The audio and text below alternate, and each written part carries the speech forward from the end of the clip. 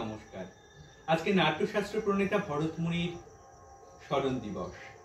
আমরা আলো নাট্য সংস্থা প্রতি বছরের ন্যায় এবছরও পালন করছি আমাদের আলো বৈদিক মঞ্চে। তার সম্পর্কে দু চার কথা আমি কিছু বলব। ভারতীয় নান্দনিক শিল্পের ইতিহাসে সর্বাধিক গুরুত্বপূর্ণ ঘটনা হলো নাট্যশাস্ত্রের রচনা। একে যোগশাস্ত্র, নাট্যবেদ বা পঞ্চম বেদও বলা হয়।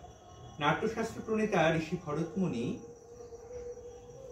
নাট্যশাস্ত্রের লক্ষ্য কি? প্রথম লক্ষ্য মানুষের মনে লৌকিক আনন্দদান, আর দ্বিতীয় লক্ষ্য হলো সনাতন ধর্মের চতুর্বর্গ অর্থাৎ ধর্ম, অর্থ, কাম ও মোক্ষ লাভের কথা বলা। এই শাস্ত্রের মাধ্যমে সহজভাবে প্রকাশিত করা। ত্রেতা যুগে মানুষ যখন দুঃখে কাতর হয়ে উঠেছিল, তখন ইন্দ্রের অনুরোধে প্রজাপতি ব্রহ্মা তার 4 বর্ণের মানুষের মনে লৌকিক আনন্দ দিতে ভরতমুনিকে নাট্যবেদ রচনার আদেশ দেন। নাট্যশাস্ত্র মানে নাটক, কিন্তু শাস্ত্রের সঙ্গে যুক্ত রয়েছে সঙ্গীত, নৃত্য, অন্যান্য শিল্পকলাও। ভরতমুনি এর স্রষ্টা, তাই একে ভারত নাট্যশাস্ত্র বলা হয়। ভরত নাট্যশাস্ত্র বলা হয়। 4 বেদ থেকে কিছু কিছু অংশ নিয়ে এই শাস্ত্রের রচনা। যেমন ঋগ্বেদ থেকে পাঠ্য, সামবেদ থেকে সঙ্গীত, যজুর্বেদ থেকে অভিনয় এবং নাট্যবেদ শেষে অথর্ববেদ থেকে রস। এই নাট্যশাস্ত্রে আছে মোট 36টি অধ্যায়, 6000 শ্লোক এবং এই নাটকের মূল বিষয় হচ্ছে রস ও ভাব। গ্রন্থের 9ম অধ্যায়ে আছে।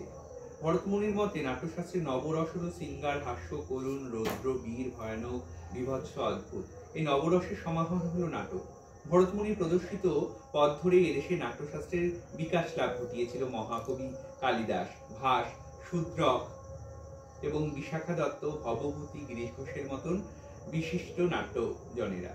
পৃথিবীর অন্যান্য দেশেও আমাদের নাট্যশাস্ত্রের বিকাশ ঘটিয়েছে, নিজেদেরকে প্রবুদ্ধ করেছেন। তাই সমগ্র বিশ্বের নাট্যশাস্ত্রের জনক ভরতমুনিকে জানাই বিনম্র শ্রদ্ধাঞ্জলি।